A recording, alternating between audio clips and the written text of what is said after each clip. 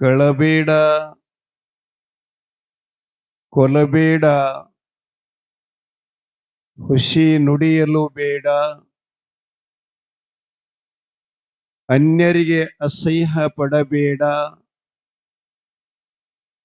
ತನ್ನ ಬಣ್ಣಿಸಲು ಬೇಡ, ಇದಿರು ಹಳೆಯಲು ಬೇಡ, ಇದ ಅಂತರಂಗದ ಶುದ್ಧಿ, ಇದೇ ಬಹಿರಂಗದ ಸುದ್ದಿ, ಇದೇ ನಮ್ಮ ಕೂಡಲ ಸಂಗಮ ದೇವನ ಒಲಿಸುವ ಪರ್ಯಂತ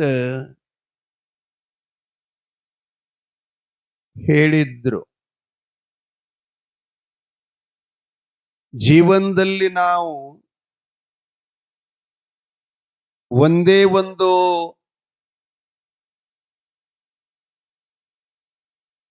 ಕಳ್ಳತನ ಅನ್ನುವಂಥ ಈ ವಿಚಾರವನ್ನ ನಾವು ಅನುಷ್ಠಾನಕ್ಕೆ ತಂದೀವಿ ಅಂತಂದ್ರೆ ಉಳುಕಿದ್ದೆಲ್ಲ ತಾನೇ ಬರ್ತಾವ್ರಿ ನಮ್ಮ ಕಡೆ. ಆದ್ರ ನಾವು ನೀವುಗಳೆಲ್ಲ ದೇವರ ಮೇಲೆ ಸುಳ್ಳು ಸುಳ್ಳು ಹರಲಿನ ಹೊರಿಸ್ತೀವಿ. ಏನಂತ? ಚಿದಾನಂದನ ಗುಡಿಗೆ ನಾವು ನಿತ್ಯ ಹೋಗ್ತೀವಿ, ಯಲ್ಲಮ್ಮ ತಾಯಿಯನ್ನು ನಡ್ಕೊಳ್ತೀವಿ, ದತ್ತ ಮಹಾರಾಜರ ಹುಣ್ಣಿಗೊಮ್ಮ ದರ್ಶನಕ್ಕೆ ಹೋಗ್ತೀವಿ. ಇಷ್ಟೆಲ್ಲ ಇದ್ರು ಆ ದೇವರು ನಮ್ಗೆ ಹಿಂಗ್ ಮಾಡಬಾರ್ದಾಗಿತ್ತು ಅಂತ ಹೇಳಿ ಕೆಲವೊಬ್ರು ಮನೆಯೊಳಗೆ ಏನಾದ್ರೆ ದುಷ್ಕಟ್ನಿಗಳನ್ನಾದ್ರೆ ದೇವ್ರ ಮೇಲೆ ಬೈತಿರ್ತಾರೆ. ಆ ನನ್ನ ಹಾಟ್ಯನ ಶಿವನ ಬಾಗಿಲಿಗೆ ಮುಳ್ಳು ಬಡೀಲಿ ಏ ಯವ್ವ ಅಂತಾರಿಲ್ರಿ ಹಿಂಗೆ. ಆದ್ರ ಧರ್ಮ ಕರ್ಮದ ಸಂಯೋಗದ ಅರಿವು ಇಲ್ಲದನ ಪ್ರತಿಯೊಂದು ಮನುಷ್ಯನಿಗೆ ಸುಖ ಬರಲಿ, ದುಃಖ ಬರಲಿ, ಕಷ್ಟ ಬರಲಿ, ಸಂತೋಷ ಬರಲಿ, ಸಿರಿ ಬರಲಿ, ಸಂಪದ ಬರಲಿ, ಯಾವುದ ಬರಬೇಕಾಗಿತ್ತು ಅಂದ್ರೆ ಸುಮ್ಮನೆ ಬರುವುದಿಲ್ಲ. ನಾವು ಪೂರ್ವ ಜನ್ಮದಲ್ಲಿ ಮಾಡಿದ ಕರ್ಮದಿಂದ ನಮಗೆಲ್ಲ ಇವು ಬಂದು ತೊಲಗ್ತ ಮುಡ್ತಾವ. ಒಂದ್ಸಲ ಹೀಗಾತು, ಒಬ್ಬ ಸಾಧು ಪುರುಷ, ಸಾಧು ಅಂದ್ರೆ ನಿನ್ನೆ ನಮ್ ಸಂಗಣ್ಣವ್ರು ಹೇಳ್ಯಾರ, ಬಹಳ ಸಾದಾ ಸಿಂಪಲ್, ಮತ್ತ ಅವ್ರೇನು ಮುಟ್ಟಂಗಿಲ್ಲ, ಯಾನು ಕೊರಳಾಗ ಹಾಕೊಳ್ಳಂಗಿಲ್ಲ, ಆಭರಣಗಳು ಬೆಳ್ಳಿ ಬಂಗಾರ ಮುಟ್ಟುದಿಲ್ಲ ಅಂತ ಹೇಳ್ತಿರ್ತಾರಲ್ಲ. ಸಾದಾ ಸಾದಾ ಏನಿಲ್ಲ, ಒಂದು ಕೌಪಿನ, ಒಂದು ಜೋಳಿಗೆ, ಒಂದು ದಂಡ, ಒಂದು ಕಮಾಂಡಲ. ಅವರ ವಸ್ತುಗಳ ಇಷ್ಟ. ಅವ್ರು ಏನ್ ಮಾಡ್ತಿದ್ರು? ಜಗತ್ ಸಂಚಾರ ಮಾಡ್ತಿದ್ರು. ಕಾರಣ ಆ ಊರಲ್ಲಿ ಜೀವಿಗಳು ದೇವರನ್ನ ಮರೆತಾರೋ, ಧರ್ಮವನ್ನ ಮರೆತಾರೋ, ನೀತಿ ಬಿಟ್ಟು ಮನುಷ್ಯಗೆ ಬಂದಂಗ ನಡೀತಾರೋ, ಸಮಯ ಪ್ರಜ್ಞೆ ಇಲ್ಲವೋ, ಸರ್ವತೋಮುಖವಾಗಿ ಪರೀಕ್ಷಿಸಿ ಅವರಿಗೆಲ್ಲ ಜಾಗೃತಿ ಮಾಡುವಂತ ಕಾರ್ಯ ಸಾಧುರು ಮಾಡ್ತಾ ಇದ್ದಾರೆ. ಸಾಧುರು ಜೀವನನಾದ ಸಂತಾಚೆ ವಿಭೂತಿ ಜಗಾಚಿ ಕಲ್ಯಾಣ್, ಮರಾಠಿ ಒಳಗೆ ಬರುತ್ತದೆ. ಸಂತನ ಜನನ ಯಾಕೆ ಅಂತಂದ್ರೆ ನಮ್ಮೆಲ್ಲರ ಕಲ್ಯಾಣಕ್ಕಾಗಿ ಅವರ ಜನ್ಮ ಆಗ್ತಾ ಇದೆ. ಅದು ಮತ್ತೇನಲ್ಲ, ಪರಮಾತ್ಮನ ಪ್ರತಿಬಿಂಬ, ಪರಮಾತ್ಮನ ಪ್ರತಿರೂಪವೇ ಸಾಧು. ಅವರು ಸಂಚಾರ ಮಾಡುತ್ತಿರುವಾಗ ಕೆಲವು ಭಕ್ತಾದಿಗಳವರಿಗೆ ಪ್ರಸಾದ ಕೊಡುತ್ತಿದ್ರು. ಅವರ ಪ್ರಸಾದ ಕೊಟ್ರ ಬಹಳ ಚಲೋ ಮಾಡಿದ್ರು ಅಂದ್ರೆ ಹೆಚ್ಚಿಗೆ ತಗೋತಿತ್ತಿಲ್ಲ, ಸಾದಾ ಸಾದಾ ಕೊಟ್ರದನ್ನ ಕಡಿಮೆ ತಿಂತಿತ್ತಿಲ್ಲ. ತಮ್ಮ ಆರೋಗ್ಯಕ್ಕೆ ಎಷ್ಟು ಬೇಕ ಅಷ್ಟನ್ನ ತಿಂತಿದ್ರು. ಯಾರೇನು ಕೊಟ್ರು ಕೂಡ ಸ್ವೀಕಾರ ಮಾಡ್ತಾ ಇದ್ದಿತ್ತಿಲ್ಲ. ಕೆಲವೊಬ್ರು ಬಹಳ ಅವರಿಗೆ ಜೋರಿ ಮಾಡಿ, ಒತ್ತಾಯ ಮಾಡಿ ಹಣಗಳನ್ನು ಕೊಡ್ತಿದ್ರಂತ. ಇವು ಹಣ ಅಲ್ರಿ, ಆಗಿನವು ಬಂಗಾರದ ನಾಣ್ಯ. ಅವ್ರು ಕೊಟ್ಟ ಬಳಕ ಸಾಧುಮೂರ್ತಿ ಹಿಂಗ್ ವಿಚಾರ ಮಾಡ್ತಾನ, ಅವರು ಕೊಟ್ರಲ್ಲ ಹಣ, ನನಗೆ ಅದಕ್ಕಪ್ಪ ಈ ಹಣ, ಯಾಕಂದ್ರೆ ಮೊದಲೇ ನಾನು ತ್ಯಾಗ ಮಾಡಿದ್ದೇನೆ. ಏನು? ಹೊನ್ನು, ಹೆಣ್ಣು, ಮಣ್ಣು. ಆ ಬಳಿಕ ಅವರು ಒತ್ತಾಯ ಪೂರ್ವಕವಾಗಿ ಭಕ್ತಿಲಿ ಕೊಡ್ತಾರಂತಂದ್ರೆ ಅವರು ಕೊಟ್ಟ ಹಣದ ಸದ್ವಿನಿಯೋಗ ಆಗ್ಬೇಕು.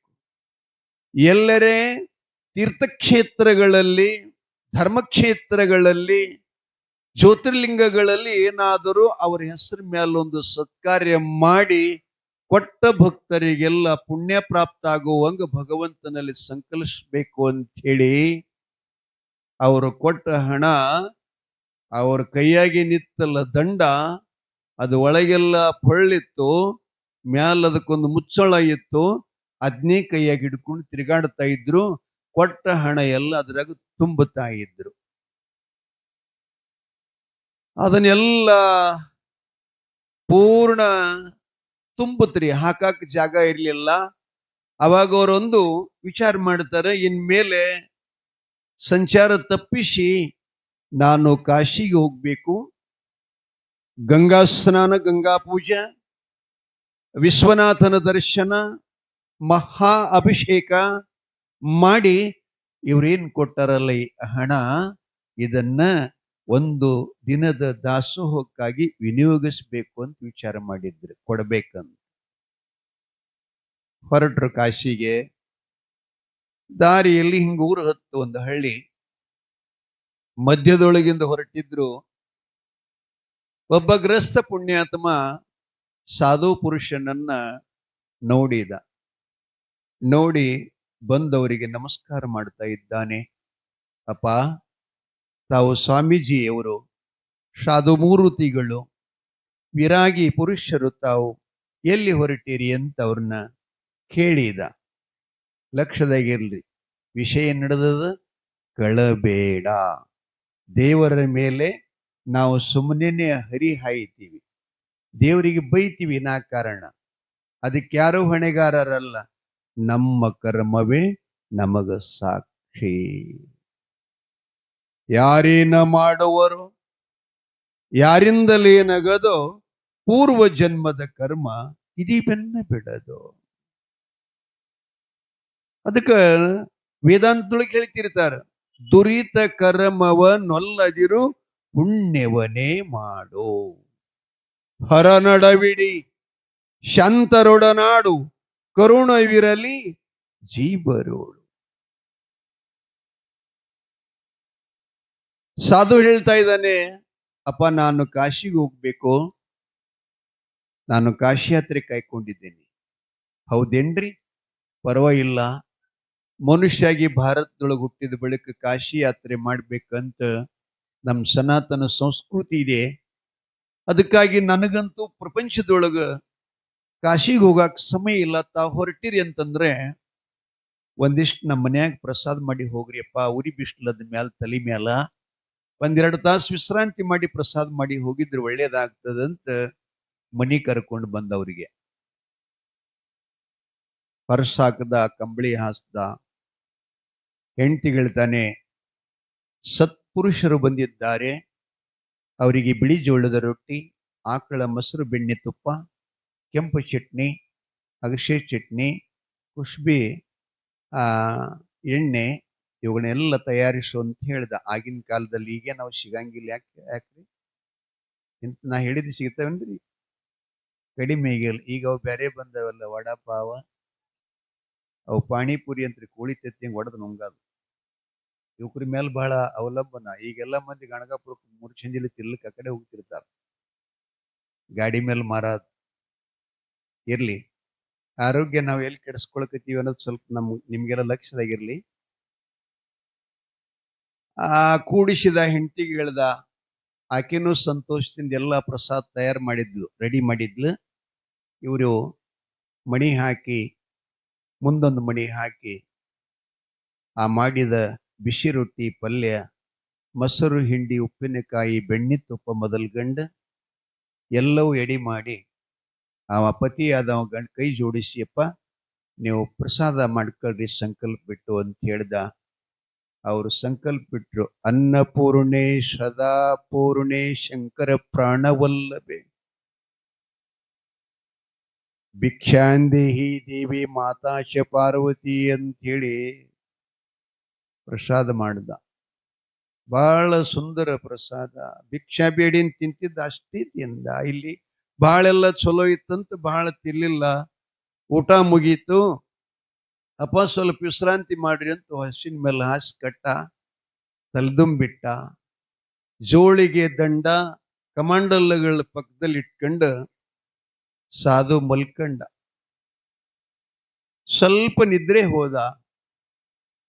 ಇವ ಏನ್ ಮಾಡ್ದ ಗ್ರಸ್ತ, ಅಪ್ಪವ್ರು ನಡ್ಕೋತ್ ಬಂದಾರ ಅಂತೇಳಿ ಸ್ವಲ್ಪ ಕಾಲು ಒತ್ತಾಕ್ ಶುರು ಮಾಡ್ದವ್ರಿಗೆ. ಇದಕ್ಕೆ 4 ತೆರೆನಾದ ಗುರು ಸೇವೆ ಒಳಗ ಅಂಗ ಸೇವೆ ಅಂತ ಕರೀತಾರೆ. ಇದು ಕೈಕಾಲು ಒತ್ತದಕ್ಕ ಅವ್ರ ಮೈ ಕೈ ತೊಳ್ಯಾಕ ಅಂಗ ಸೇವೆ ಅಂತ ಕರೀತಾರೆ. ಅದನ್ನ ಕಾಲು ಒತ್ತಕತ್ತ, ಕಾಲು ಒತ್ತಗೋತ ಅವ್ರ ಪಕ್ಕದಲ್ಲಿ ಏನದ ಬೆತ್ತ ಇತ್ತಲ್ಲ ದಂಡ, ಅದು ಬಹಳ ಚಲೋ ಇತ್ರಿ, ಸುಂದರ ಇತ್ತು ನೋಡ್ಲಿಕ್ಕೆ. ಮೇಲೆ ಸಿಂಹದ ಮುಖ ಹಿಂಗೆಲ್ಲ ಇತ್ತು. ಅದ್ನಿಂಗ ತಗೊಂಡು ಕೈಯಾಗ ಎತ್ತಿ ನೋಡ್ತಾನ್ರಿ. ನೋಡ್ಲಿಕ್ಕೆ ಕಟ್ಟಿಗಿದಿತ್ತು, ಆದ್ರೆ ವಜ್ಜಿ ಎಷ್ಟಿತ್ತಂದ್ರೆ ನಮ್ಮಲ್ಲಿ ಹಾರಿ ಇರ್ತಾವಲ್ಲ, ಗುದ್ದ ಹಾಕ ಹಾರಿಗಳು, ಕಬ್ಬಣದ ಹಾರಿಯಂಗ ವಜ್ಜಾಗಿತ್ತು. ಅವನಿಗೆ ಆಶ್ಚರ್ಯ ಅನಿಸ್ತು. ಅಲ್ಲ, ಇದು ನೋಡ್ಲಿಕ್ಕೆ ಕಟ್ಟಿಗೆ ಇದೆ, ಎತ್ತಾಕ್ ಹೋದ್ರೆ ಕಬ್ಬಣಂಗ ಭಾರಿ ಇದೆಯಲ್ಲ.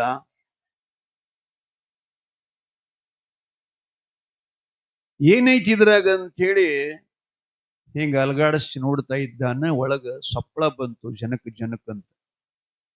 ಬಂದ ಕೂಡಲೇ ಅದನ್ನ ಆ ಕಡೆ ಈ ಕಡೆ ನೋಡ್ದ, ಹಿಂಗ ತಿರುಗಾಡ್ದಂಗ ಮಾಡ್ದ. ಒಂದ್ ಕಡೆ ಅದು ಮುಚ್ಚಳಿತ್ತಲ್ಲ, ಅದು ತೆರೀತು.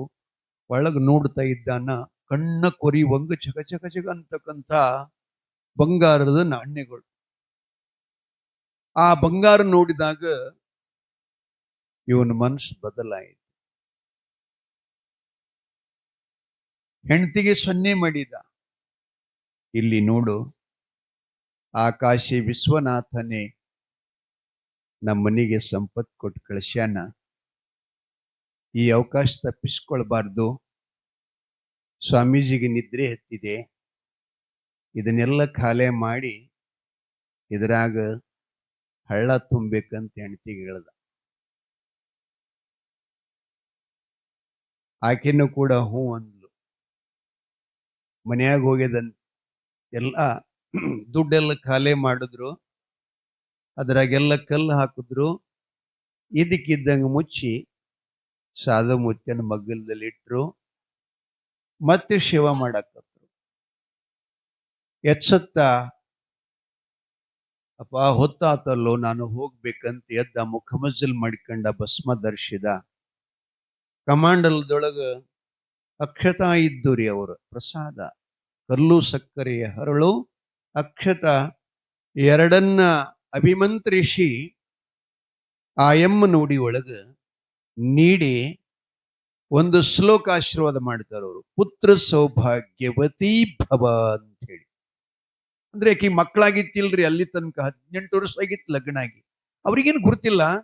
ಆದ್ರೆ ಇಷ್ಟೆಲ್ಲ ಉಪಕಾರ ಮಾಡ್ಯಾರ ಅಂತಂದ್ರೆ ನನ್ನದು ಏನಾದ್ರೂ ಒಂದು ಆಶೀರ್ವಾದ ಇರ್ಲಿ ಅಂತೇಳಿ ಅಕ್ಷತಾ ಉಡಿ ಒಳಗ ಹಾಕಿ ಆಕಿನ ತಲೆ ಮ್ಯಾಲ ಹಸ್ತಾ ಇಟ್ಟು ಪುತ್ರ ಸೌಭಾಗ್ಯವತಿ ಭವ ಅಂತ ಆಶೀರ್ವಾದ ಮಾಡಿ ನಾನು ಬರ್ತೀನಿಯಪ್ಪ ಅಂತ ಹೊರಟ. ಕರ್ಕೊಂಡು ಬರಾಗ ಎಷ್ಟು ಪ್ರೀತಿ ಮಾಡಿದ್ ನೋಡ್ರಿ, ಅದಕ್ಕಿಂತಲೂ ಡಬಲ್ ಇಮ್ಮಡಿಯಾಗಿ ಪ್ರೀತಿಯನ್ನ ಮಾಡಿ ಪುರದ ಅಗಶೆಯ ಬಾಗಲ್ ತನಕ ಕಳಿಸ್ಕೊಟ್ರು. ಮತ್ತೆ ಬನ್ನಿಯಪ್ಪ ಅಂತ ಹೇಳಿದ್ರು. ಸಾಧು ಕಾಶಿಗೆ ಹೋದ. ಇವ್ರ ಮನಿ ಒಳಗ ಬಂಗಾರ ನಾಣ್ಯ ಹಿಡಿಸಲಾರದಷ್ಟು ಸಂತೋಷ ಅವರಿಗೆ. ಸ್ವಲ್ಪ ಹಂಗಾಗ್ತಿರ್ತದ್ರಿ ಮನುಷ್ಯನಿಗೆ. ಬಳಿಕ 1 ತಿಂಗಳು ಹೋಗ್ಲಿಲ್ಲ ರೀ. ಅದೇ ನಕ್ಷತ್ರ ಕೊಟ್ಟಿದ್ನಲ್ಲ ಸಾಧು ಪುರುಷ, ಅದನ್ನ ಗರಿಸಿದ್ಲು. ಆಕೆಗೆ ಗರ್ಭ ನಿಂತು. ಒಂದನೇದು ಸಾಧುನಿಂದ ದೊರೆತಿರ್ತಕ್ಕಂಥ ಸಂಪತ್ತ, ಎರಡನೇದು ಸಂತಾನ.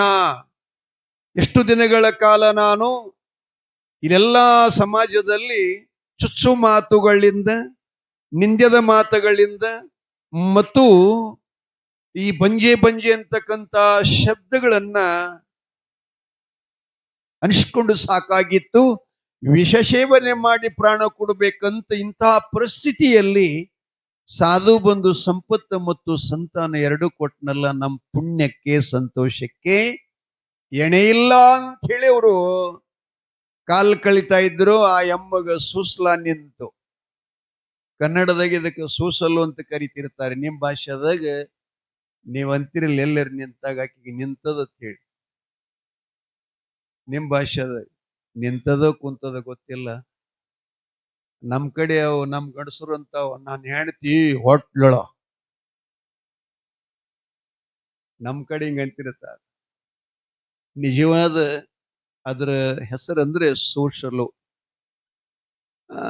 ಮಡಿವಾಳಪ್ಪನವರೊಂದು ಗೀತೆಯೊಳಗೆ ಹಾಡಿರ್ ನೋಡ್ರಿ, ಸೋಸಲಾಡುವ ದೇಹ ಸೋಸಿ ನೀರವ ಮಾಡಿ ಮಡಿ ಮಾಡಿಕೊಳ್ಳಬೇಕಣ್ಣ. ಹೌದಲ್ರಿ? ಮುಂದೇನಪ್ಪ ಅದು ಕೊನೆಗೆ ಅದನ್ನ ಐತ್ರಿ, ನಮ್ಮ ಧೀರ ಮಾಂತೇಶನ ಬಿಡದ ಕೊಂಡಾಡಿದರೆ ಕಡಿತನಕ ಮಡಿಯಾಗುವುದಣ್ಣ. ಏನ್ ಮಾಡು, ಧೀರಮಾಂತೇಶನ್ ಅಂತಂದ್ರೆ ಈ ಮನಸ್ಸು ಹೊಲಸಾಗ್ಲಾರ್ದಂಗೆ ಇಟ್ಕೊಳ್ಳೋದು, ಮನಸ್ಸಿನಲ್ಲಿ ಕಲ್ಮಶ ಆಗ್ಬಾರ್ದು, ಅದು ನಿರ್ಮಲ ಇರಬೇಕು, ನಿರಾಮಯ ಇರಬೇಕು. ಅಂದ್ರೆ ಏನ್ ಬೀಜ ಹಾಕ್ತಿರಿ ಅದನ್ನೆಲ್ಲ ನಾಡ್ತದ, ಹೊಲ ಹಸನಿರಬೇಕು. ಆಕೆಗೆ ತಿಂಗಳುಗಳು ಉರುಳ್ತಾ ಇದ್ದಾವ. ಆ ಕಡೆ ಕಾಶಿಗೆ ಸಾಧು ಹೋಗಿದ್ದಾನೆ. 9 ತಿಂಗಳ ದಾಟಿದ್ದು, 9 ದಿನ, 9 ತಾಸ, 9 ನಿಮಿಷ, 9 ಸೆಕೆಂಡ್ ಆದ ಬಳಿಕ ಗರ್ಭದೊಳಗಿರತಕ್ಕಂಥ ಮಗುವಿಗೆ ಅರಿವಾಗುತ್ತದಂತ್ರಿ. ಏನ್ ಅರಿವಾಗುತ್ತದಂದ್ರೆ, ಅಲ್ಲಿ ತನಕ ಜ್ಞಾನ ಇರುವುದಿಲ್ಲ. ಇನ್ನೇನೋ ಹೊರಗಡೆ ಬರುವ ಪೂರ್ವದಲ್ಲಿ ಅವನಿಗೇನು ಅರಿವಾಗುತ್ತದಂದ್ರೆ, ಎಡಬಲಕ್ಕೆ ನೋಡ್ತಿರ್ತಾನ.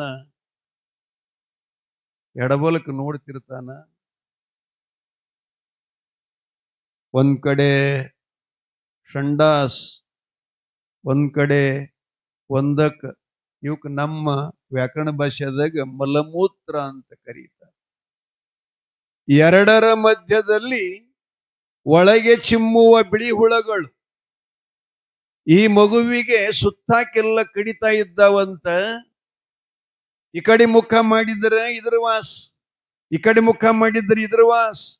ಕಡಿಯುವ ಹುಳಗಳ ಅದೇನ್ ತ್ರಾಸ್ ನೋಡಿ ಅವಾಗ ಅವ ಶಿವನಿಗೆ ನೆನಿತನಂತ, ಹೇ ಪರಮಾತ್ಮ, ಎಂತ ಸಂಧ್ಯಾಗ ತಂದು ತೊರ್ಕಿದೇವ ಮಾರಾಯ, ಇದರಿಂದ ನಾ ಹೆಂಗ್ ಪಾರಾಗಲಿ, ಅದಕ್ಕೆ ನಿನ್ನನ್ನ ನಾನು ನೆನಿತೀನಿ, ಶಿವಧೋ ಶಿವಧೋ ಶಿವಧೋ.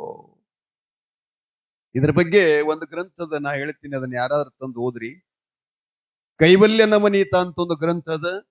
ಅದರೊಳಗೆ ಮಕ್ಕಳು ಹುಚ್ಚು ಹುಟ್ಟಲಿಕ್ಕೆ, ಹೊಂಬ ಹುಟ್ಟಲಿಕ್ಕೆ, ಜಾಣರು ಹುಟ್ಟಲಿಕ್ಕೆ, ಜ್ಞಾನಿಗಳು ಹುಟ್ಟಲಿಕ್ಕೆ ಕಾರಣ ಏನು ಅನ್ನೋದ್ರ ಬಗ್ಗೆ ಅದರಾಗ ಗುರು ಶಿಷ್ಯರ ಸಂವಾದ. ಅದನ್ನ ನೀವು ಚೆನ್ನಾಗಿ ಗಂಡ ಹೆಂಡತಿ ಅಧ್ಯಯನ ಮಾಡಿದ್ರೆ ಒಳ್ಳೆ ಸಂತತಿ ಪ್ರಾಪ್ತ ಆಗ್ತಿರ್ತದೆ. ಇರ್ಲಿ,